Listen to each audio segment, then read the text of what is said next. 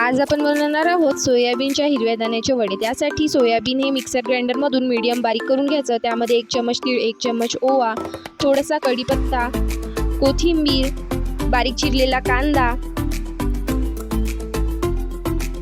लसूण जिऱ्याची पेस्ट, चवीप्रमाणे तिखट, हळद, मीठ, धने पावडर आणि 2 चम्मच तांदळाचं पीठ टाकायचं, 2 चम्मच बेसन पीठ टाकायचं